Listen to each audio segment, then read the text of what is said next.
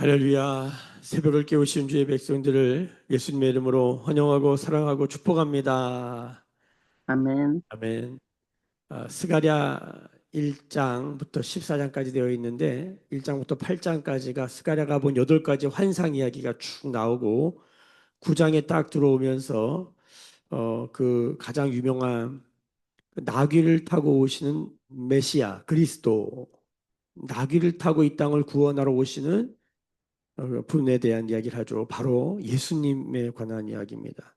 그래서 9장, 10장, 11장, 12장을 쭉 열어보면 전부 다 예수님에 관한 이야기예요. 예수님이 오셔서, 즉 말씀이 육신이 되어 하나님이 말씀이신데, 말씀이 하나님인데 하나님이 육신을 입고 이 땅에 오시는데 그 모습이 나귀를 탔다. 스가랴를 읽어보면 자꾸 예수님이 보이는 거예요. 우리가 어제 말씀도 잠깐 보면은 어제 말씀 한번 잠깐 넘겨볼까요? 스가랴 11장 자 12절 자 한번 읽어볼까요? 12절 내가 그들에게 이르되 11장 12절입니다. 내가 그들에게 이르되 너희가 좋게 여기거든 내 품삯을 내게 주고 그렇지 아니하거든 그만두라. 그들이 곧 은 30개를 달아서 내 품삯을 삼은지라. 아 하나님이 오셨는데 사람들이 하나님이 오셨다고 값을 쳐주는데 그게 은 30이에요. 은 30. 성경에서 은 30은 우리가 잘 알죠? 구약에 보면은 소가 남의 집, 우리 집 소가 남의 집 사람을 치면은 그쵸? 그 소값을 물어야 되는데 그게 은 30이에요. 그러니까 이게 아주 그냥 뭐 그냥 하찮은 걸로 여기는 그런 걸 보여주는 거죠. 근데 여러분 잘 아시지만 그 신약 성경에 보면 마태복음 뭐 26장 이쪽에 보면은 가룟 유다가 예수님의 12제자 중에 한 제자였던 가룟 유다가 예수님을 은 30에 팔아요. 아니 받으려면 돈이라도 많이 받지. 아니 진짜 아무것도 아니게 그렇게 어, 하찮게 여기는 그런 모습을 보이는 것이죠. 그러니까 사실 이 스가랴 11장에 나온 말씀이 성취되는 거예요. 그러니까 이런 걸 보면은 성경을 보면은 하나님의 예언, 하나님의 말씀은 다 성취되는구나. 그러니까 야 놀랍다. 짝이 다 있다는 것뿐만 아니라 그 말씀 그대로 성취되는 걸 보게 되어져요. 그러니까 은 30 딱 들으면 우리는 뭐가 생각나냐면 이 땅에 오셨지만 자기 백성들에게 환영받지 못하시는 예수님을 보게 되는 것이죠. 자, 어제도 그 예수님, 나귀 타고 오신 예수님 9장에 우리가 주일날도 함께 본문을 읽었지만 또 11장에 은 30에 팔리시는 주님을 보게 되고 오늘 보시면은 오늘도 예수님이 나옵니다. 어디에 예수님이 나오는지 오늘 말씀을 같이 어, 묵상하고 또 찾아보면서 관찰하면서 그 예수님을 발견하기를 소망하는 것입니다. 우리 1절 말씀 같이 볼까요? 같이 1절 말씀 봅니다. 시작. 이스라엘 관한 여호와의 경고의 말씀이라. 여호와 곧 하늘을 펴시며 땅에 터를 세우시며 사람 안에 심령을 지으시니가 이르시되. 여기 보면 여호와의 경고의 말씀이다. 이 경고란 말이 그 유명한 마사라는 말입니다. 마사가 무겁다라는 뜻이 있습니다. 무겁다, 짐이 된다 이런 뜻이 됐어요. 마사, 무겁다. 우리가 지난 주일날 그 존중에 대한 하나님이 우리를 존중히 여기신다. 그 증거로 나귀 타고 오신 예수님, 그 예수님 우리가 바라볼 때 우리도 하나님을 존중하게 된다. 그래서 하나님의 존중과 우리의 존중이 만나는 하나님과 나와의 관계에서 그 하나님의 존중과 나도 그 하나님을 존중하게 되는 그 지점이 뭐냐면 나귀를 타고 오신 예수님이다. 우리보다 눈높이가 아래에 있다. 주님이 우리를 다시 바라보시는 것이다. 낮고 낮은 곳에 오셔서 우리를 바라보시는 것이다. 참 귀하고 은혜로운 하나님의 역사입니다. 참 놀라운 것입니다. 우리가 다 이해가 안 돼서 그렇지. 자, 그게 존중이라는 말이에요. 존중이라는 말 안에 뭐가 들어있냐면 존귀하고 무거울 중자를 써요. 무겁다라는 뜻이 있어요. 그러니까 하나님이 이 땅에 오시면 굉장히 좀 묵직한 일이라는 거예요. 이 카보드라는 말, 이것도 사실은 무겁다란 하나님 임재를 말할 때 무겁다 이런 표현을 쓰거든요. 근데 하나님 우리를 존중히 여기셨다는 이 단어가 히브리어로 여러 가지로 번역되는데 그 중에 하나가 무겁다 카바드예요. 하나님이 우리를 존귀 여기는 것도 가벼운 일이 아니야. 하나님 우리를 무겁게, 가치 있게 본다는 게 무겁게 본다는 거야. 이 모든 일들이 지금 무거운 일인 거지. 오늘 그 말을 경고라는 말로 사실은 번역을 했는데 이 말은 사실은 우리가 잘 이해하기 어려운, 그래서 이 9장 1절에 보면은 하나님의 말씀이 이방 땅, 담의 세계, 하드락에 임한 것, 쪽 땅에 임한 것을 보고 이 마사란 단어를 쓰는데 우리 성경은 그걸 뺐어요. 사실은 그거 무거운 거예요. 이해가 잘 안 된 놀라운 말이라는 거예요. 자, 여기 경고의 말씀이다라는 건 단순히 무섭게 하는 말씀, 물론 무거운 말이지만 무섭게 하는 말 뿐만을 말하는 게 아니라 이 안에는 어떤 의미가 들어있냐면 존중하는 말이다. 이런 의미가 들어있어요. 무겁다. 하나님 우리를 아주 정확하고 중요하게 여기면서 말씀하고 계시는 모습이에요. 존중하시는 모습이에요. 이걸 경고라고 해석을 한 거예요. 자, 이스라엘에 관한 여호와의 경고의 말씀, 존중의 말씀, 하나님 우리의 존중하며 말씀하시는 거예요. 이 느낌을 가지고 이 말씀을 읽어야 돼요. 자, 내용이 뭐냐면, 자, 사람 안에 심령을 지으시니, 하나님 심령, 루아흐, 우리 안에 하나님의 숨, 하나님의 호흡을 넣으셔서 흙이 생기가 들어가 있는 생명이 되게 하시는 하나님, 창세기 2장에 우리를 만드실 때 생기를 불어넣어 주시잖아요. 그 하나님이 말씀하시는 거예요. 하나님이 말씀하실 때는 뭘 주려고 하시는 걸까요? 예, 이 생기를, 우리를 생명되게 하시려고, 살아있는 영이 되게 하시려고 말씀을 주시는 거예요. 흙으로 살지 마라. 귀신처럼 살지 마라. 뭐로? 짐승처럼 살지 마라. 뭐로 살아라? 생명, 살아있는 영으로 살아라. 생영을 거꾸로 하면 뭐예요? 영생인 거죠. 삶을 사는 거예요. 사람이 사람답게 사는 게 도대체 뭘까? 사람이 사람답게 계속 사는 게 그게 영생이에요. 그게 뭘까? 그 길은 무엇일까? 바로 하나님과 곧 유일하신 하나님과 그의 보내신 자 예수를 아는 것이다. 그분과 동행하는 것이다. 할렐루야. 자, 그분이 말씀하십니다. 우리에게 생명을 주시려고, 우리 심령에 생기를 주시려고 말씀하시는 거예요. 자, 그런데 2절부터 9절까지, 우린 지금 8절에 잘라놨는데 사실 9절까지 봐야 될 것 같은데, 어쨌든 쭉 읽어보면, 그날에 라는 단어가 많이 나와요. 3절에 보세요. 그날에 내가 예루살렘을 모든 민족에게 무거운 돌이 되게 하겠다. 이게 무겁다는 말 또 나오죠. 이것도, 예. 아까 마사라는 단어가 여기, 이게 마라마사 이런 뜻인데, 이게 무겁다. 이스라엘이 무거워지는 거야. 이스라엘이 무거운 돌이 되게 했다는 단순히 무겁다란 뜻만 있는 게 아니라 뭐가 있다? 존중한다는 뜻이 있다는 걸 같이 이해하셔야 돼요. 이게 안 맞는 말인 것 같지만 그 의미적으로 연결이 된다는 것을 기억하셔야 돼요. 자, 그날에 성경에서 그날이 나오면 뭐냐면 항상 마지막을 말하는 거예요. 종말적 언어라 그래요. 그날에 자 오늘 보세요. 4절 보세요. 여호와가 마노라 그날에 밑줄 그어놓으세요. 동그라미 쳐놓고 그날에 그 다음에 6절 보세요. 그날에 또 나오죠. 그 다음에 8절 보세요. 그날에 여호와가 예루살렘 주민을 보아리라. 자, 그날은 마지막을 말하는 거예요. 자, 하나님이 마지막에 어떻게 하시겠다? 결론이 뭡니까? 자, 7절 보세요. 여호와가 먼저 유다 장막을 구원하고 그 다음에 뭐 9절에 8절에 보면 예루살렘 주민을 보호한다 그랬잖아요. 근데 9절에 보세요. 예루살렘을 치러 오는 이방 나라들을 그날에 어떻게 한다? 내가 멸하기를 힘쓰리라. 뭐예요? 심판하시는 하나님. 그 하나님 어떤 하나님입니까? 5절에 보시면은 거기 보면 만군의 여호와로 말미암아 힘을 얻었다. 그러니까 만군의 여호와 하나님, 이 전쟁하신 하나님이죠. 이 하나님 어떻게 하는 거예요? 이스라엘을 보호하시고 지금 말로 하면 영적 이스라엘을 하나님 예수 믿는 백성들을 보호하시고 그다음 뭐 하는 거예요? 이방 나라를 심판한다. 그러니까 이스라엘을 구원하시고 이방을 심판하는 모습이에요. 이게 핵심이에요. 간단한 얘기예요. 자, 구원과 심판은 항상 동전의 앞뒷면처럼 붙어 있다. 구원이 보이면 뒷면이 심판이고, 심판이 보이면 뒷면이 뭐예요? 구원이에요.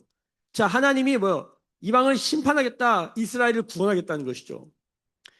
예수를 믿으면 구원받습니다. 그럼 예수를 믿지 않으면 그것이 바로 심판이다. 요한복음 3장 16절 이하에 보면 그렇게 기록되어 있단 말이에요. 자, 하나님이 심판하신다. 만군의 여호와 하나님이 심판하신다. 이스라엘을 보호하신다. 얼마 그 맞다. 이게 무거운 말이야. 이게 맞사 경고의 말이 동시에 존중의 말이야. 이렇게 했어요. 아멘. 그렇게 주님 이스라엘은 아직도 이 말을 철석같이 믿고 있어요. 이게 어떤 의미인지를 모르고 여기까지는 그래서 하나님 우리를 보호하시고 저 이방인들을 다 멸하실 거야. 다 이렇게 생각한단 말이에요.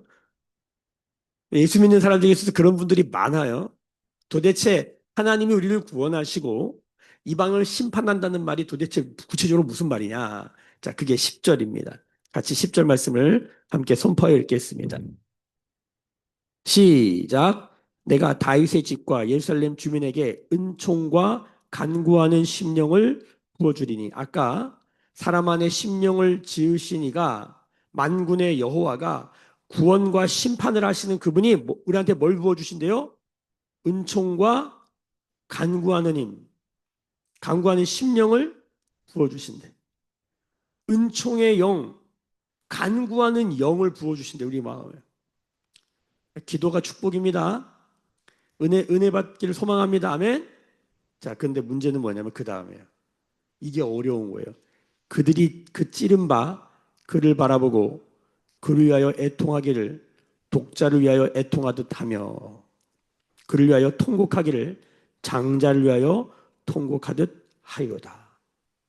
만군의 여호와가 이방을 심판하시고 이스라엘 구원한다. 어려울 거 없죠. 근데 문제는 뭐예요?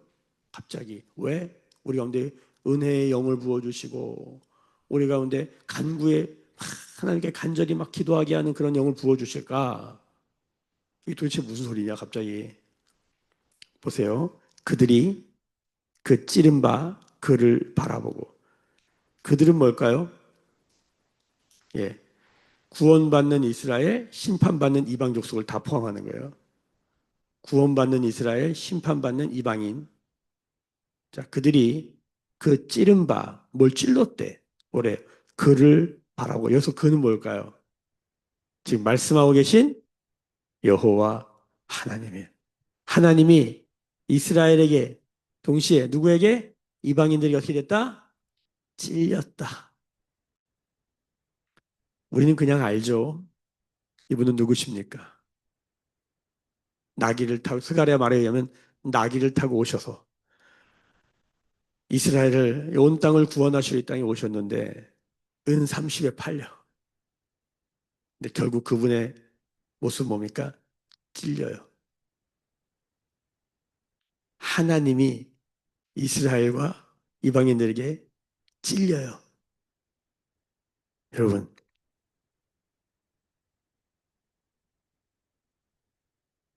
성경을 아무리 읽어도 이게 도대체 무슨 말인지 모르면 여기서 아무런 반응이 일어나지 않으면 심각한 것입니다. 그들이 그 찌린 바 그를 바라보고 그를 위하여 애통하기를 독자를 위하여 애통하듯 하며 그러니까 은총을 부어주시고 간구하는 마음을 부어주시는 건 뭐냐면 애통하는 것이에요. 왜 애통해야 돼요? 이거예요. 우리가 그를 찔렀다는 걸 깨달아야 돼요. 예수님을 믿으면 우리가 뭘 깨닫습니까? 우리가 하나님을 찔렀다는 걸 깨닫는 거예요.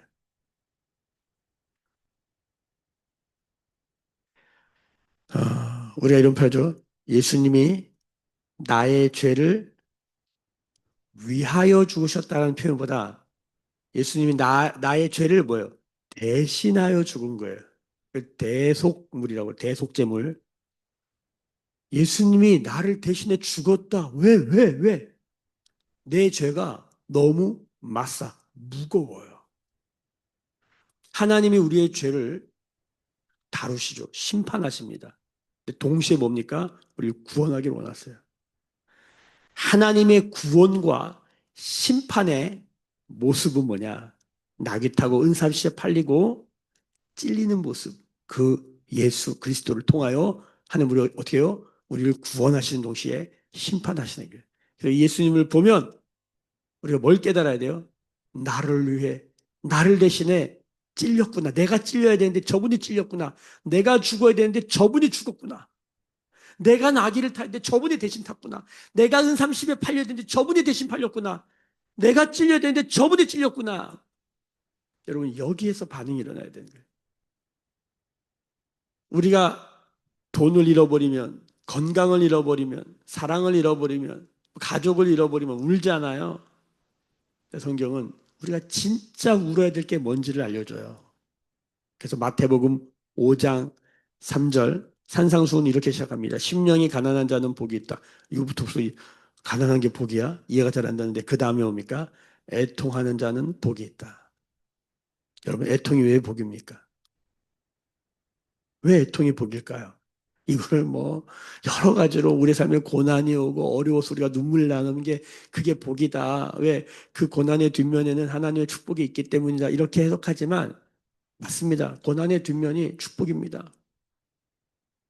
근데 그 축복이 도대체 뭘까요? 여러분 성경은 이렇게 스가랴는 이렇게 말하는 거예요. 우리가 그를 찔렀다는 것을 내 죄의 가시와 칼이 그분을 찔렀다는 것을 내가 주님께 가까이 나가면 그분의 가슴에 피가 난다는 것을 깨닫는 거예요. 그러니까 이 사람이 은혜를 받았다. 이 사람이 제대로 기도한다. 이건 뭘 보면 아냐면 이 사람이 야, 내가 진짜 가능성 없는 죄인이구나. 내가 완고하구나. 내가 더럽구나. 이걸 깨닫는 거예요. 그래서 주님을 너무너무너무 힘들겠구나. 내가 하나님을 아무것도 아닌 개똥으로 여겼구나. 제가 어젯밤에 어떤 분에게 이만 장문의 문장을 받았는데 결론이 뭐냐면 자신이 말씀을 딱 깨달았다는 거예요. 이사야 말씀을 딱 깨달았다는 거예요. 내가 얼마나 심각한 죄인인가를, 내가 얼마나 완고하고 내가 얼마나 고집센 인간인지를 깨달았다는 거예요. 지금 막 굉장한 삶의 어떤 여러 가지 프로세싱을 하고 있는데 여러분 이 사람이 다른 게 아니라 여러분 자신을 보는 것, 말씀 앞에서 자신을 발견하는 게 은혜입니다. 오늘 말씀 앞에서 내가 그를 찔렀구나. 내가 그분을 찔렀구나. 그런데 여러분, 그게 뭡니까? 구원이에요. 내가 그분을 찔렀다는 걸 깨닫는 게 구원이에요. 할렐루야. 이게 은혜예요. 여기서 기도가 시작되는 거예요. 그게 십자가죠. 그게 성령의 역사의 시작점이에요. 회개가 뭘까요? 이거예요, 이거. 내가 그를 찔렀다는 걸 깨닫는 거예요. 사도행전을 읽어보면 아주 선명하게 이야기가 나오는 지점이 있습니다. 사도행전 2장을 한번 같이 살펴보겠습니다. 사도행전 2장. 사도행전 2장입니다.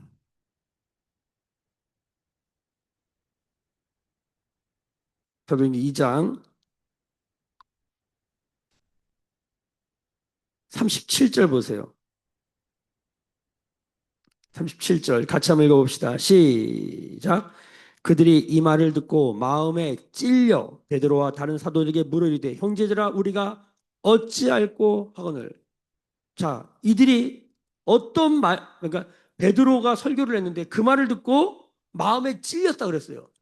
뭐가 찔렸을까? 그 위를 보면 됩니다. 37절 보세요. 36절 같이 읽습니다. 시작. 그런즉 이스라엘 온 집은 확실히 알지니 너희가 십자가에 못 박은 이 예수를 하나님이 주와 그리스도가 되게 하셨느니라 하니라. 이게 복음이죠. 이게 복음의 핵심이에요. 우리가 확실히 알아야 될 것. 우리가 예수님을 찔렀다.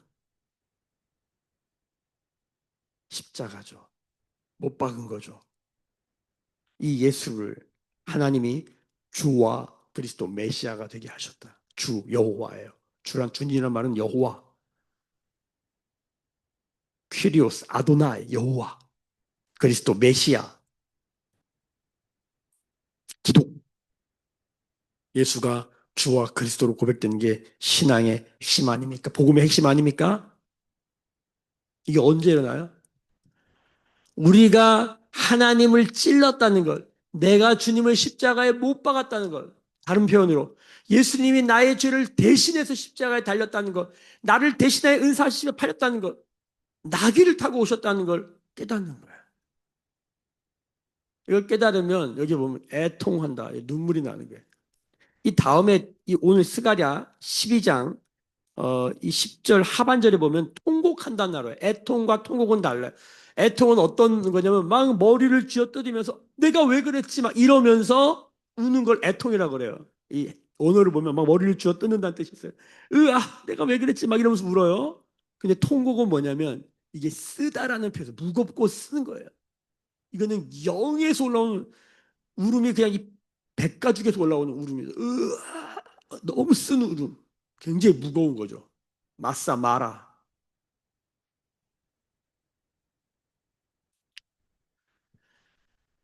이게 깨달아진 거예요. 내가 하나님을 찔렀구나.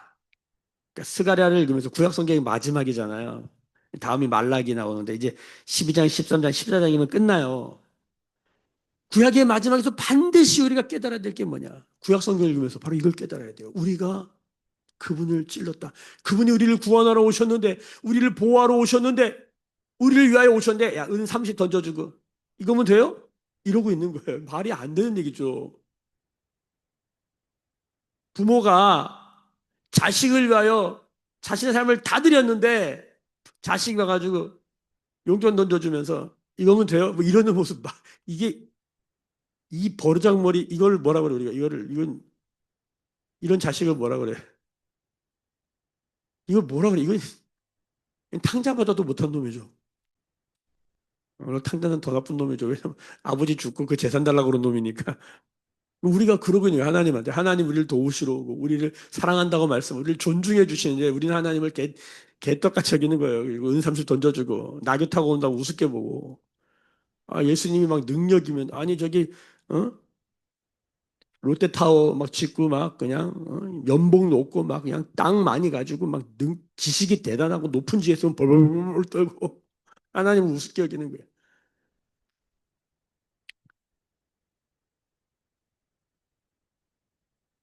예배하는 모습을 보면 알아요.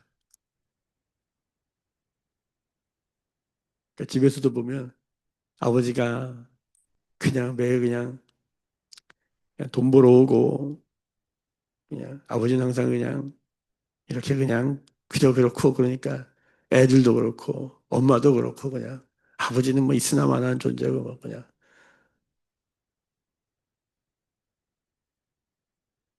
이게요, 하나님을 향한 존중 의식이 사라진 가정, 권위를 대하여 권위를 잃어버린 그 나라, 뭡니까? 한마디로 개판입니다. 이스라엘이 하나님이 하나님 같지가 않아. 하나님은 계속 내가 너희의 하나님이 되겠다 그러는데, 이스라엘은 되듯이 되시든지 말든지 우리의 하나님이 여기 딱 있는 거예요. 여기 돈 있다. 우리 하나님 확실하고, 이거 우리가 생명줄, 젖줄 이거 없으면 죽어 막 이러는 거죠. 누가 돈 없으면 죽습니까? 하나님 없으면 죽습니까? 실제로. 아니, 돈 없으면 죽는 거죠. 하나님 없으면 죽는다라는 그런 마음의 심령의 고백이 있습니까? 그게 은혜인 사람. 하나님 우리 안에 뭐 어떤 은혜와 어떤 간구의 영을 부어주시냐면, 우리가 하나님을 찔렀다는 걸 깨닫는 은혜와 간구를 주시는 거예요. 이걸 날마다 깨닫기를 소망하는 거예요. 그러니까 예전에 신앙생활을 보면은 참 많이 애통했던 것 같아요. 그러니까 이 시대를 바라보면서 애통이 참 없어졌다, 이런 마음이 참 많이 들어요. 그걸 어디 가면 느끼냐면 결혼식 가잖아요. 요즘 결혼식 가면 없는 게 있습니다. 첫 번째, 주례가 없습니다. 주례가. 요즘은 주례 안 하는 거 아니 아시죠? 요즘 애들은 주례를 안 해요. 자기들끼리 그냥 해요. 두 번째, 결혼식에 가잖아요. 그럼 파티해요. 그냥 막 좋아요. 그 틀린 건 아니죠. 잘못된 건 아니에요. 근데 저도 이번에 어느 결혼식 갔는데 너무 좋아요. 너무 화려하고 아름답고, 와, 이렇게도 하는구나. 음식이 막 탁자에 딱 갖다 줘. 너무 고급이 너무 좋아. 근데 뭐가 없냐면 애통, 눈물이 없어. 예전에는 딸이 부모님께 인사할 때 제 기억엔 다 울었던 것 같아. 왜? 그 울음 안에 뭐가 있어요? 그들의 삶의 흔적이 다 보이는 거예요, 그냥. 한 교사님이 하나님 나라와 복음을 위하여 자신의 생명을 들여서 열방에 나가 선교하다가 몸이 병들어 결혼식장에 다리를 쩔뚝이면서 걸어 들어오는데 가슴이 나는 뭉클하더라고. 근데 노래가, 신부 입장 노래가 아주 뭐 그냥 막 그냥 랄랄라. 이걸 어떻게 받아야 되나? 거기서 울면은 나만 이상하다. 분위기가 그게 아닌데. 내 마음이 씁쓸하더라고. 요즘은 다 사람마다 사연이 없겠어요. 그렇죠? 근데 다 일부러 감춰요. 그런 거 안 해요. 교회도 그렇고 결혼식도 그렇고 뭘 우리가 잃어버리고 있지는 않은가. 오늘 시간의 말씀을 통해서 우리가 예수님 발견하기를 소망합니다. 아멘. 근데 재밌는 건 11절부터 마지막 절까지 계속 반복해서 나오는 단어가 뭐냐면 따로예요. 따로. 따로 국밥 아시죠? 그 따로예요. 각각. 이거는 공동체나 단체, 무리로 퉁칠 일이 아니에요. 이거는 굉장히 따로란 말이에요. 각각. 내가 하나님을 찔렀다. 이걸 깨달아야 돼요. 그래서 이걸 괜히 했던 말도 하고 굉장히 몇 번 반복하면서 따로 해야 된다. 그러니까 회개는 누가 대신해 줄 수 있는 게 아니에요. 이걸 깨닫는 건 누가 대신해 줄 수 있는 게 아니에요. 하나님은 은혜와 간구하는 심령을 부어주겠다. 이건 하나님이 이미 예수 그리스도를 통하여 이미 하신 것이에요. 예수님을 우리가 영접하고 예수님을 믿게 되면 바로 우리가 깨닫는 게 우리가 은혜 받았구나. 일반 은혜뿐만 아니라 특별한 은혜를 받았구나. 은혜 위에 은혜를 받았구나. 은혜를 깨닫는 거예요. 이게 하나님이 뭘 하셨구나. 이걸 깨닫는 거예요. 두 번째. 그래서 하나님을 향해서 간구하게 되는 거예요. 더 주님을 알기 원합니다. 뭘 구해야 되냐는 거예요. 그래서 하나님 왜 우리에게 은혜와 간구하는 영을 부어주시는데 우리 왜 애통해야 될까? 이게 참 어려운 문제예요. 근데 우리가 그분을 찔렀다는 것, 여기 안에 복음이 있다는 걸 기억할 때 여러분 베드로가 전한 이 말, 너희가 하나님 찔렀다. 우리가 어떻게 해야 됩니까? 회개하고 주 예수를 믿으라. 성령을 선물로 받게 될 것이다. 할렐루야. 회개는 뭡니까? 그냥 나 잘못했어요가 아니에요. 내가 그를 찔렀다. 이걸 깨닫는 거예요. 할렐루야. 오늘 말씀 이거 붙들고 이것이 우리 가운데 애통이지만 복이 되어지는 이게 우리 가운데 참 직면하기 어렵지만 이것을 깨달아 복음과 하나님 나라 그 회개의 길로 가는 우리 모두가 되기를 예수님의 이름으로 축복합니다. 기도하겠습니다. 지금은 우리 주 예수 그리스도의 은혜와 하나님 아버지의 크신 사랑하심과 성령의 감화감동 충만케 하시며 복음을 우리가 주님을 찔렀음을 깨닫게 되어지는 성령의 기름 부으심이 오늘 머릿속에 묵상하며 기도하며 예배하는 주 백성들의 머리 위에 그들의 삶과 가정과 생업과 일상과 일터 위에 매일교회와 조국교회와 열방에 나간 선교사님들 위에 지금부터 영원까지 함께 계실지어다. 아멘. 주의 영광 이곳에 가득해 우린 선의 주님과 함께 찬양하며 우리는 전진하리 모든 열방 주 볼 때까지 우리 주신 말씀 붙들고 함께 기도하기를 원하는데 특별히 우리 9월 12일, 13일, 14일 우리 가을의 첫 주간에 우리가 우리 매일교회 가을 부흥회를 하려고 합니다. 귀한 우리 목사님 모시고 그분이 오시겠다고 오고 싶다고 막 얘기하셔. 우리 부흥사의 협회장이셔 신수 목사님 오고 싶다고 하십니다. 하나님 이 가을에 기도하게 하여 주옵소서. 오늘 은총과 간구의 심령을 부어 주옵소서. 우리 말씀 붙들고 하나님 매일교회 각 사람 다시 복음 안에 회복되는 은혜가 있도록 주님 이 애통이 복이 되는 역사가 있도록 우리 한 영혼 한 영혼 어린아이로부터 노년까지 그냥 다시 기도의 부흥을 허락하여 주옵소서. 우리가 붙들고 힘으로도 능으로도 되지 않고 오직 여호와의 영 하나님의 영으로만 되는 줄로 믿습니다.